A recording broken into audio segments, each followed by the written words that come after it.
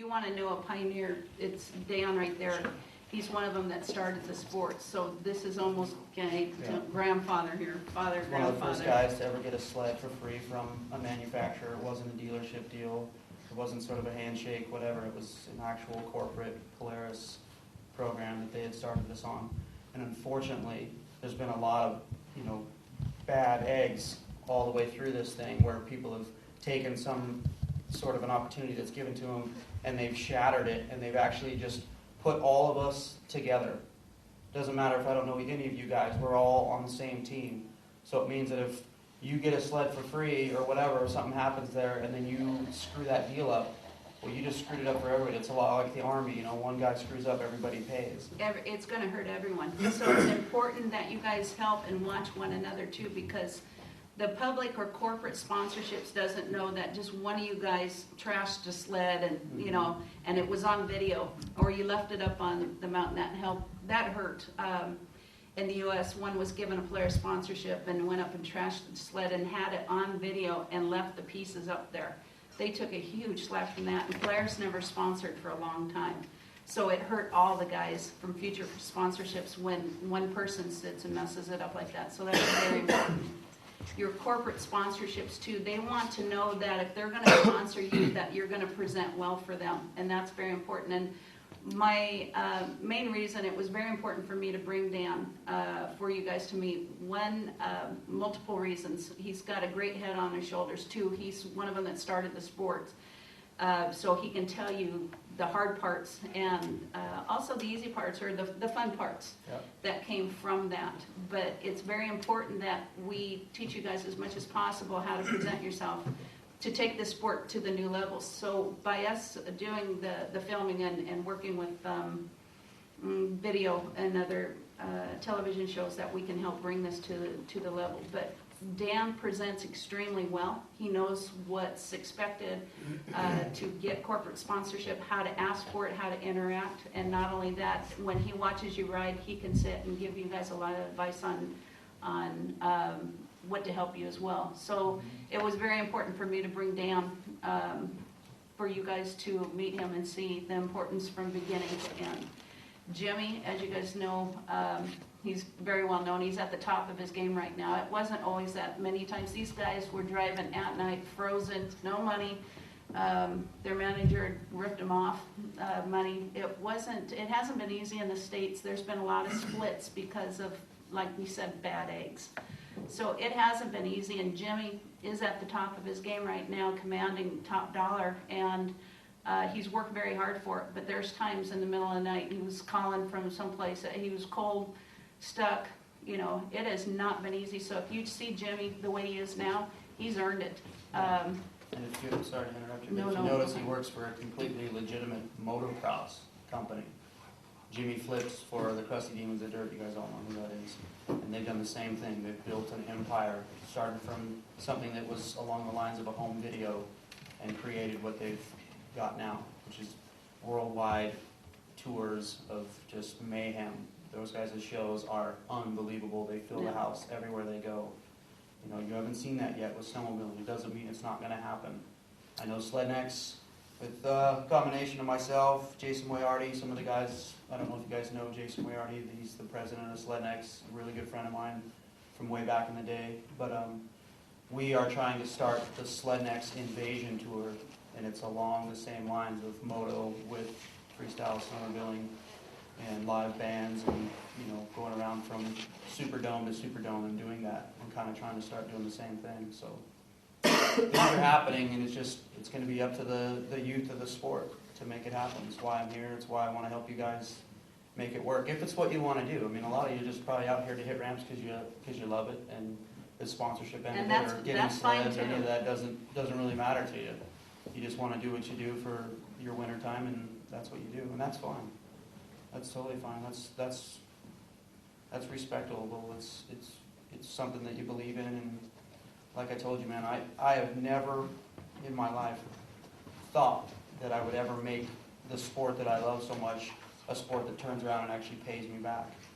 And now that it has some, it's kind of nice, For one, it's great to be recognized for all the pain and all the shit that I've done. So that part's cool. But being in it because you love it, man, that's going to keep your head clear. That's going to keep you, doing what you do. Some of the things we've seen too, I've seen, I know you have too, Dan, is sometimes guys get to be pretty good and they go into what we call a rock star mode. They think they're just rock stars, and they command this and this. We've seen a lot of guys go into this rock star mode and they've lost out where they're not riding anymore because they thought they were so, lack of a better word, hot shit, translation, that they actually forgot that they're riding because they love to ride and because they're helping promote the sport. So they actually lost their corporate sponsorship. They actually lost the ability to compete and to do comps because of their attitudes, because they thought they were that great. So you've got people like Dan that earned it, deserved it, yet he still doesn't act that way. We've got some riders that are top of the line. Some went under, and they're dang good riders just because they went into that rock star, I'm all that. I don't ride unless I get this amount of money, I don't do this and then this and this, and guess what? They're not riding.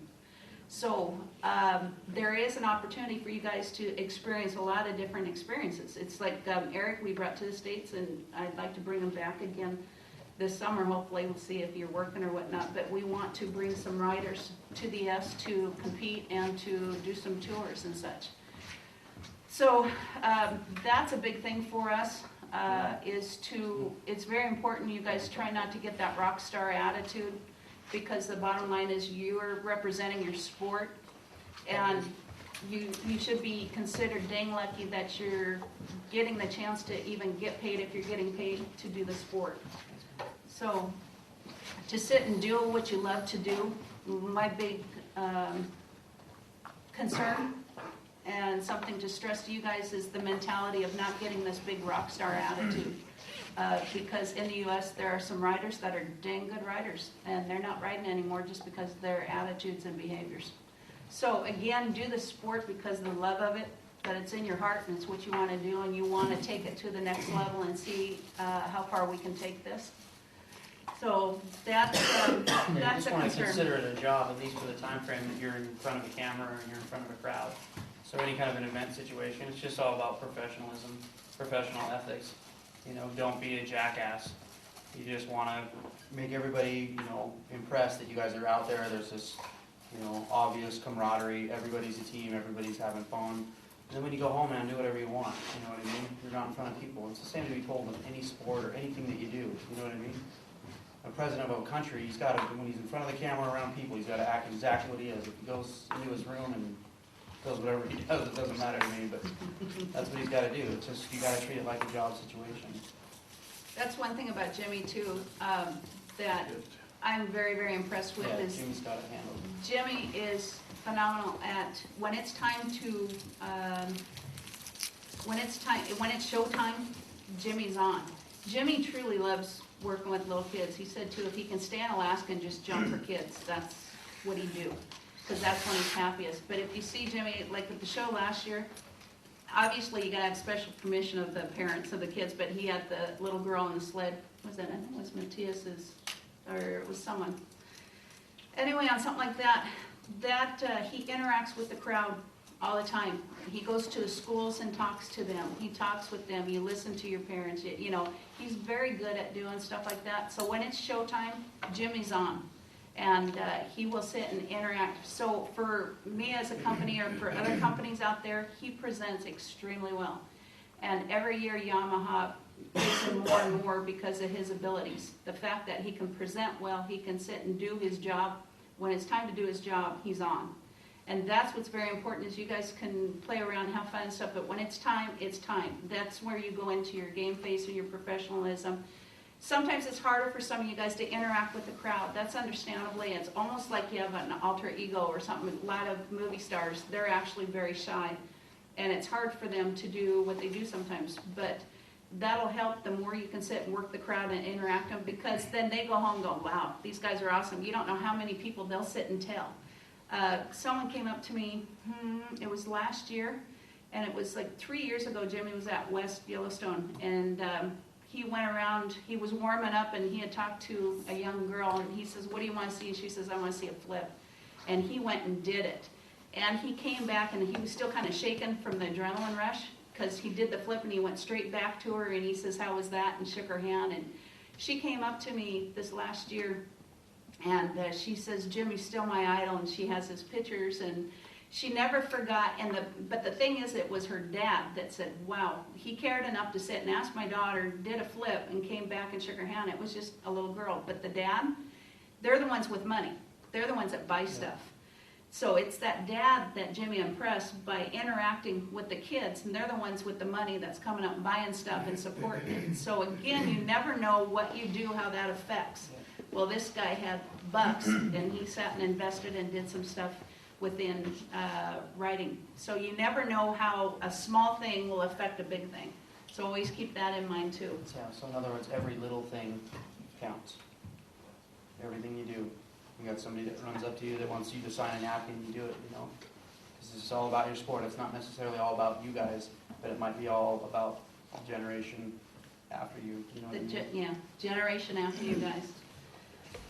And that eye contact's very important too. If you're signing into them, even if you're busy or something, if you gotta go, you gotta go. But turn around and say, I can't right now, but I'll be back over there and I'll be happy to do that. So always give them acknowledgement and look at them eye to eye. That really helps because you never know which one of those the parents have money or corporate sponsorships or who they are too. Not only that, it's just important because, excuse me, they look up to you guys. You guys are role models for a lot of them.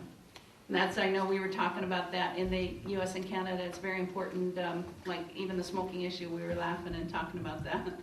But, you know, it's known as not a good thing for young kids to sit and smoke. So on camera, if you're being filmed or if you're at a show, if you do have a nicotine fit or something, try to go away from the arena or in a place where you're not being seen. Either that or try to use smokeless tobacco or something like that where it can't be seen as much. But it's just little things like that.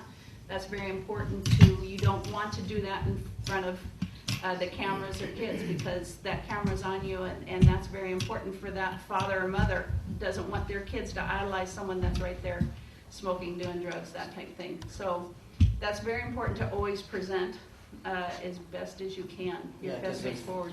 If one of you smokes, you all do. Or you're all perceived as that, you're all stereotyped as that, you know what I mean? It's just that simple. So that's very important. It's so easy to not do that. It's such a simple thing to ask. You just, when you're in the camera's face or you're in the crowd's face, you just be who you are, not asking you to change, but just, you know what I mean? Just be pros. That's what you want to do. If that's what you guys want. If you want to be a pro, you got to act like one. You guys have all seen how in any sport a professional will act. And yeah, there's going to be some of them that act the way they want to. You got like your Dennis Rodman of basketball where he just does completely jackass things, but he still makes money because he's, you know, when you get to that level of a sport, you know, bad publicity, good publicity, it doesn't even matter. That dude's making so many millions while we're dealing with an industry that is so small, so tiny. So there's, you know, tiny little amounts of money to be squeezed from all these corporate people. So it's very important that you just show that you're on your top of your game. Basically, this is so new that you guys have to be squeaky clean. You can't afford at this point to be a jackass. Is basically where you're at because we're still trying to work and get money and to grow this sport. So it means you guys are going to be under a microscope a lot of times because it is new. So keep that in mind. And it's very, very important. I know you guys may compete against one another. You may compete for sponsorship. You know, there could be some bad blood once in a while. It happens all the time. You know, there's all these different drama things that go on. And that's fine as long as it's behind the scenes. But remember, if you guys are together at a show, if someone is doing something wrong that they shouldn't, that's bad publicity, work as teammates. You may compete against one another in a lot of different ways. You may not like them that much or like who they are, what they represent. But remember, again, you guys are under a microscope on this sport because the sport's new. That if someone is doing something maybe they shouldn't, act as a team. Try to help him, take care of that, explain, get him back to his motel room or whatever you need to do. So it's very, very important that you guys work as a team, even if you guys are competing against one another. So that's, I can't stress that enough to you guys, that, again, if one person does it, all the cameras see or all the people see is it's freestyle.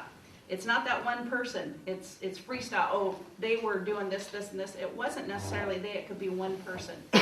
So please act like a team. A team as in brothers as far as taking care of the sport to raise it to a new level. So sit and watch and help each other out too, even if, like I said, you're competing.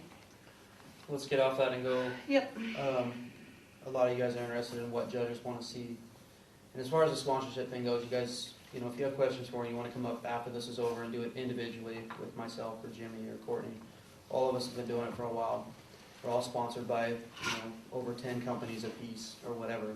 And I can just tell you on your own if you got questions. If you don't want to ask me now, that's fine. Because each one of you, I don't know if any of you guys are sponsored with anything. I don't know if you're getting clothing from somebody or whatever. But if you just want more ideas and how to approach that or how to put together your portfolios or whatever, you can do it individually, if that's cool. I'll work with anyone that wants to too. Our company, we get asked for sponsorships all the time, anywhere from snowcross to hill climbs to freestyle free ride. And we have an application process and such, and I can kind of tell you how to put something together if you don't already. Also, Dan's got an excellent portfolio we'll have out here tomorrow morning. We can have them check that out, and you can see what Dan's portfolio and what it looks like to try to put together. What you're doing is selling yourself And it's so and the easy. sport. It's so simple. So Anybody that ever thought that getting sponsored is a difficult thing, it is so easy. You just have to have the proper representation of yourself. Just anything that you guys have ever done. If you've ever been published in a magazine, you've got a video clip or whatever, it's just all about putting all that stuff together so that somebody that you think that a snowmobile dealer, like a dealership or a company or whatever, is just constantly reviewing all these riders so that when you call them, they're like, oh yeah, I've heard of you. That guy doesn't know you. That guy hasn't even seen you. He's sitting there staring at a bunch of numbers. He's looking at his paperwork on his desk, or he's looking at somewhere in the Cayman Islands. He's not paying any attention to you because he's got his own life to live. So you have to just put your life right in front of him in a binder or on a disc or send him an email or whatever. And then once you get that sponsor, you just, everything and anything that you do is as lame as it might seem to you. It's just every time that you get published or something happens to you or you got a great picture, you just send it to them. keep it in You there. just continuously let that sponsor know that you are out there and you're working it. I don't compete anymore. I haven't for 2 years. And it doesn't matter. I've succeeded in more sponsorships since that time than when I had it, when I was competing. And it's all because I've just learned how to market myself. You've been published more I've this been last published year, more more than than. any writer in the last 2 years. Had like over I get 33 updates. pages of just stuff. And all it is now I'm interacting with the tech editor and the editors of a lot of the snowmobile magazines in the States, and of which I've seen you guys' what is that, Snow Rider, or what's the name of the magazines here that are, I just saw one in the airport. What's the name, the Sherpa? Snow Rider on Snowmobile Island. Yeah, those magazines. I mean, if you guys have any kind of hookup with those magazines, you can write stories. You go out and take your own photos, or better yet, have their photographer come out and do your thing. Like I'd gotten a sled from Polaris this season, and I did a bunch of trick out stuff to it. And I don't know if you guys saw any of that stuff, but I just wrote my own article for it. Called up the editor and said, look, I'm going to send you some photos, or better yet, I'm going to just send you an article. He sent me down their photographer for the magazine, did a big photo shoot of it. I was able to thank all my sponsors, so everybody that was a sponsor that got to see whatever they'd done on my sled, or if I just mentioned them in the article and everything else, they were just super pumped. And it was that simple, like it was that easy. So every one of those sponsors that I picked up, they were just like, sweet, I got my name in there, I got my plug in there, And when you're not asking for thousands of dollars, you're going to get all that product. You're going to get tons of product, and that's another thing we'll talk about too, is how there's a ton of companies. Like I could almost call any snowmobile company out there right now and get product from them. But the moment you mention money, they're like, oh, and they get all freaked out. They change that, and so there's levels of when to ask and how that works. You can't just dive into any company that you've never even dealt with before and just immediately be like, hey, I need money. Because imagine where that company would be if they listened to every person's call. You're not the only one that's going to try to get a sponsorship deal from them. Anyway, what do you think a judge wants to see? What do you guys... I mean, it's kind of obvious, isn't it? I mean, in order to win any event, you have to be the sole guy that either pleased the crowd, you had the best tricks, you had the most solid run, right? So what are your questions? Like, what do you think that is going on? Like, have you guys all been in competition before? You guys ever been judged in the events that you have, or is most of the stuff you guys done just been demos? You guys more judging? You All guys are judged doing events? more competitions then versus No, more shows than shows? More shows, more demos? Demos, to me, in my opinion, it's a better show, because you're not out there stressing on, what you're trying to do, and if you're going to beat your buddy or whatever. Demos are way more relaxed, because it's just an expression session. Just go out and do your thing. If you come up short or you do whatever, it's just all kind of part of the show. But from a judge, since I've judged quite a few events and been judged all through my life, And judging Saturday. and I'm judging. Yeah, I'm judging, filming, and announcing, or what? Multiple different things. Perfect. Yet to be determined. No. What is it you're looking for? Is a good You question. just look that. for. It's not always about the most difficult trick. You guys have watched Red Bull Fuel and Fury in the past, where you think, oh God, the guy that does a backflip is going to win. Well, it's not always that way. A backflip, sure, it's the most difficult trick in snowmobiling to date, but it's not completely necessary to win. Chris Brandt proved that this last year in Fuel and Fury. Why? Well, he used the entire course, which in that situation it was way more than just a 2-jump setup, so this is a little more difficult than that. He used the entire course, used the rainbow rail, he used the wall, he did all that stuff, and that's what put him ahead of Justin Hoyer, even though Justin did a lot of tricks like the tsunami and the backflip and stuff like that Brandt wasn't doing. Although Brandt did a 90-foot holy man, which is pretty ridiculous. Did he do, Hoyer did a kiss of death though too, didn't he? Mm-hmm. On that one? Well, yeah, it's more like a tsunami than a kiss of death. But anyway, you just want to be fluid. All your ramp to landings got to be money. You can't. I don't care if you do this like a huge dead body, but you land on the deck and you just look like you just buckled yourself. You know what I mean? So everything's just got to be ramp to landing as perfect as can be, and that's why I stress and can't stress enough. Just hit the ramp as many times as you need to, straight air it to where you land in your sweet spot. Get your spot. Because it's just like a half pipe in these days. Every one of you guys can probably do sick tricks. But how do you think they judge a half pipe event? Well, it's all on takeoffs and landings and just how fluid the run was.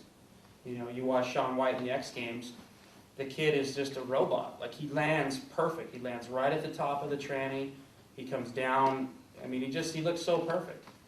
I mean, can any of you guys disagree with me? I mean, that's clean. When you watch somebody that is on, 9 times out of 10, he's winning. And he might not have done the hardest trick or whatever. So you just want to please the crowd. You want to, completely sell yourself to everybody that's out there. I think when you execute, and help me with this, when some of them they may do like the anywhere even from a whip to seat ground, it's a matter of just kicking your feet out or snapping it out. It's nice and clean. It's executed. Every one of your tricks fully extended. So when you think about it, one of the things, and I was talking with some of you guys last year too, that you look at the Olympics that just went on, them guys have their whole routine in their head prior to working, and it's a known fact that if you sit and visualize in your head and you got it all down, you're going to execute that trick a lot better. So before you go, shake off those nerves, but it's like Jimmy, his cheap bars. I've seen his tape on his bar risers and the pads. A lot of them will sit and write down their routine or their tricks right on there. So that way they don't have to think as much. Prior to going out, they've already done it in their head. That helps them tremendously. And then if you need a little cheat sheet or something, I've seen it down the arms, down the back, on the gloves, taped on the bars. Mm-hmm. That will help quite a bit. So if you get nervous and you're not thinking, you can look down. Okay, seat ground. And right before you take off, you got it in your head. I'm going to do this, and then you take off, and you do it just like that. So I can't stress enough to sit and get those routines in your head. Get that trick done in your head prior to taking off. And try not to repeat a trick, too. So clean. Make sure you snap your trick. Whatever you're doing, you've got, instead of just going out and doing it, or a seat grab or bar hop and stuff, it's very accented. Overdo it, almost. You're snapping it. So one of the things that is very impressive too, whatever trick you're doing, try to snap that. It's very distinctive. Kick that out and bring it back in and such. It's great when some of you guys some are shyer than others, and it'll come out more and more, but you're athletes, but you're also entertainers. And that entertainment, you can sit and win judges a lot of times too with your personality. I mean, if it's between two people and one have a great personality and works the crowds, sometimes that could be an edge. It's like, I've always loved watching you. You've got a great little dance thing, but it really works for you. It's funny because, you got a nickname like the Duck, and you've got a fast foot move, but that's fun. Different people have different, you can have a trademark, thing on something like that. And then we were watching, Spunkbastards sent me a clip. Who was the one? I don't want to repeat that, but they're up on the hill, their sleds there, and they're spanking it, playing around. Who was that? Was that you? I should have known it was you, Jerry. Taking a tip from Ryan Renner, right? But you look at that on there. I was showing a lot of guys from U.S., some other manufacturers, other companies, and other riders. We played that so many times, we were laughing ourselves sick with that. I mean, but that was funny. You got to watch because you got kids on some of those, but something like that was just funnier than heck. So it's little things that'll stand out. You may have a trademark, something or other. It's like Kourtney. He's very tall. So many times I see him with his mohawk and his big gauge deer rings and stuff like that.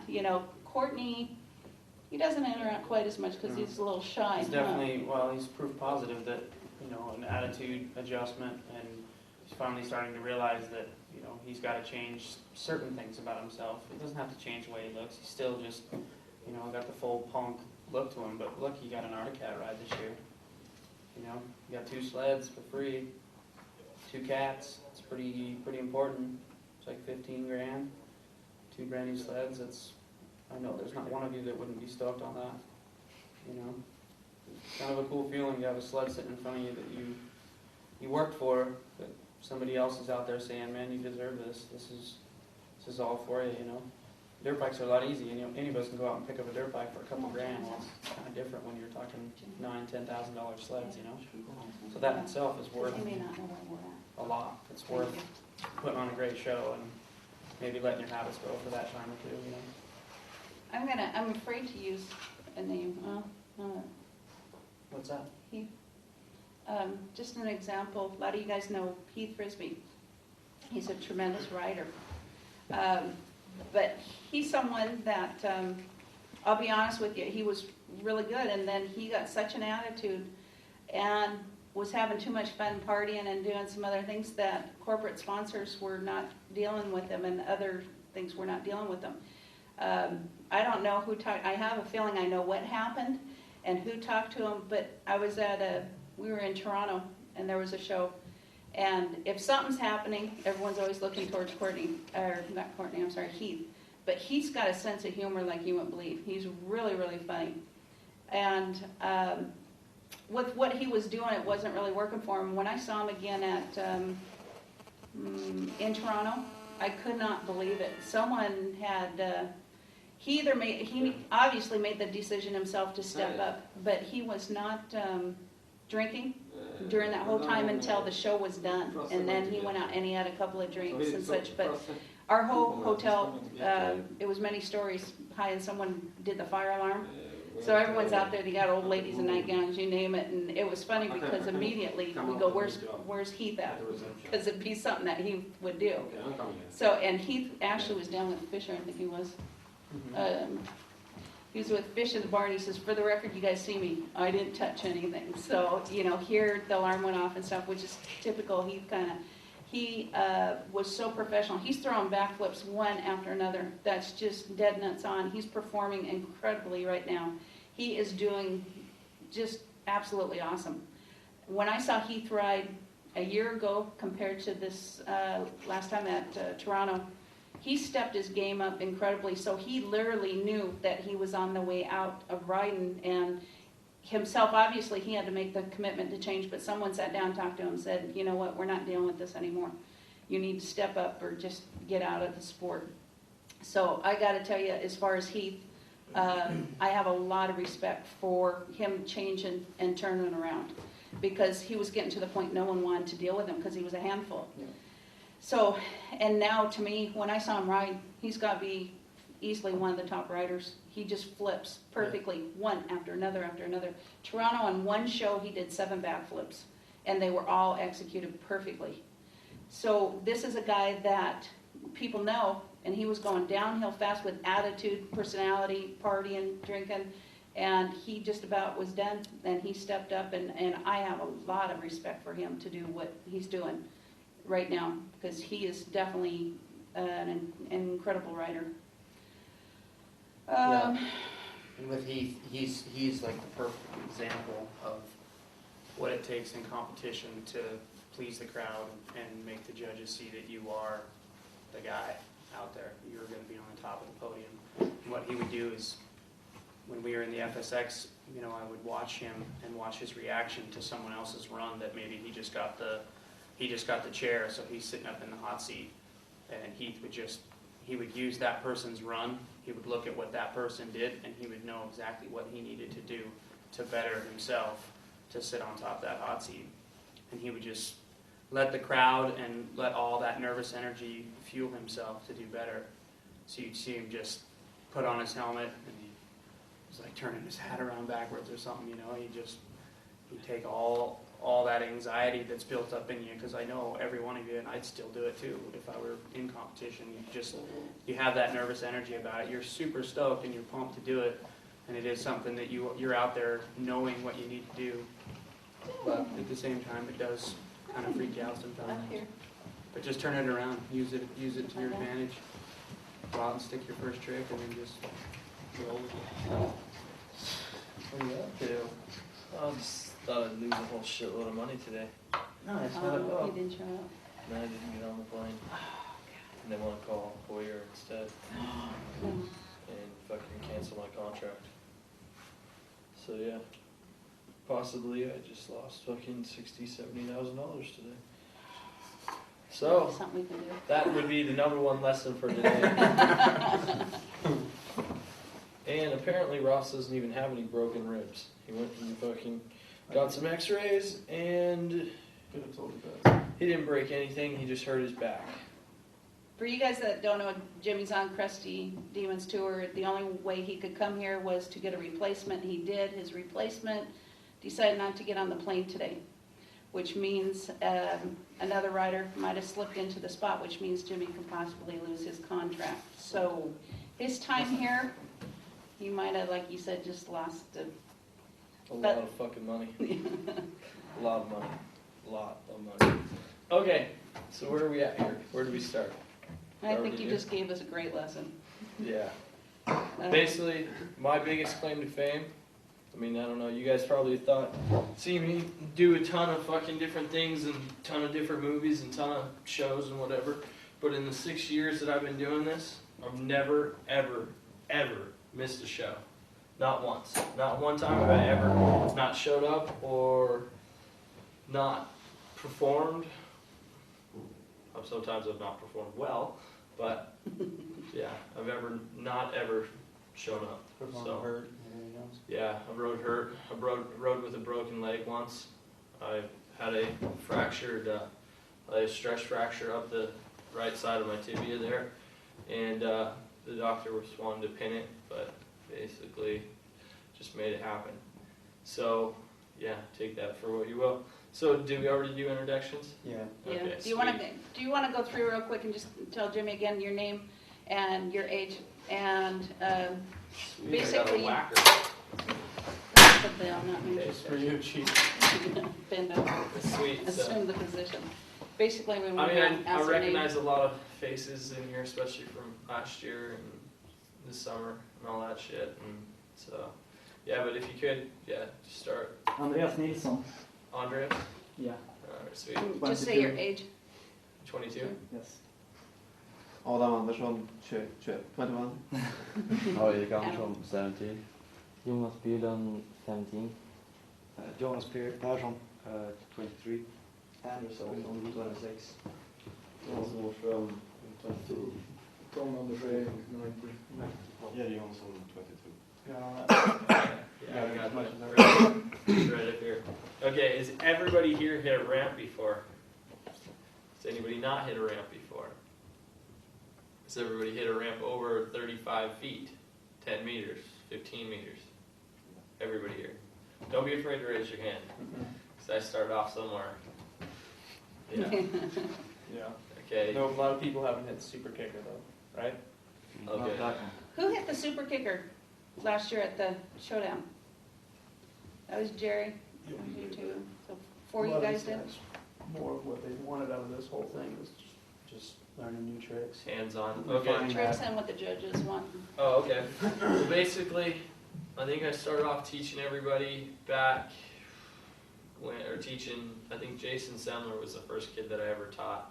Even though the kid turned out to be a massive rock star, didn't realize that you can't be a We rock had that star conversation too. without being a musician. And you have to Yeah, remember or that, band. yeah, or band, that we all, yeah, that the sport isn't really big enough for that, I guess. I don't know. I don't think so. But who knows? Maybe I could be wrong. But basically, there's the best way that I've ever taught anybody for tricks, and I don't know what your guys' main tricks are. I cannot help you with tricks over the bars. I've never, ever done a fucking bar trick. Okay. Courtney's the guy. He'll be here on Thursday. He'll be able to help you with that. The kid's so good over the bars. Anything that way he can help you with, and anything this way I can help you with. The easiest thing that I'm going to say is you got to take it with steps. Okay. When you're doing your, has everybody here done C tricks? No, everybody. Yeah, everybody has. A lot of them do what? A lot of them were sea grabs and what else? And double grabs and okay. Here, basically, the whole thing is just I don't even know what how I want to draw, but it's all just little steps. Okay, so when we get out here, you're gonna want to see. You're gonna get out here. Here's your sled. All right. Here's your sled. Okay. Looks like a Yamaha. Yeah, that's the new Yamaha's, right? Okay. Here's your sled. Imagine you got your guy here, right there. Okay. When you're coming down, your feet will be down here, right? Okay. When you're coming off, everybody, of course, you're just gonna come off and you're gonna grab here. Well, just the way I started off, all you do is with your so advanced or if you're basic, I mean on anything, if you're trying to do your double grabs, you're gonna wanna come off and just grab here, kick your legs out to the side. Okay? Same thing with your single grabs. Just grab with one hand and legs out to the side, and then your next time around, it's gonna be your legs out to the side and back just a little bit. Try kicking right there. And the next one is right here. And then the next one here and all the way. Basically you get it. Right? It's all just a huge progression, all right? You don't have to do it perfect your first time, and that's probably the biggest thing that is the easiest thing to teach everybody, is that don't be afraid to be a pussy. I mean, basically everybody here in the sports think that they're super hard and they're super cool, and you got to do things right the first time, and yeah, nobody's ever done that. Nobody ever just came out of the box and jumped on a fucking sled and went, okay, woohoo, I'm fucking the best in the world. And, except maybe Heath Frisbee, that kid. For somebody who never ever practices, that kid pulls some shit out of his ass. So, basically, when you guys are out there, when you're jumping your jumps, make sure the biggest thing is make sure you're comfortable on the ramp and you're hitting your landing every time. It should never ever be a question. You should never be overshooting, or you should never be undershooting. And a lot of the stuff Jimmy did, you guys are actually getting, which is fun for me to sit and watch the two almost generations, for lack of a better word, but here you guys have a way to take it to the next level, and you guys sit and teach others. It's a lot of fun to have these guys sit and go through this with you, knowing that these guys are, pioneers of the sport, and you guys are learning from the pioneers, and it'll be fun to see how you guys develop this too and take it to new levels and teach others. So it's a lot of fun to kind of see, the interaction on there, and it's better than what I even expected to sit and have, you guys all come together and do that. So Anyway, great job, you guys Alright, ready to any ride? questions at all? I mean, you guys have no questions? Good. Means we fucking either we did something right or you guys don't even understand what we're Or saying. they're bored to hell and wanna ride. Yeah, so let's go, right?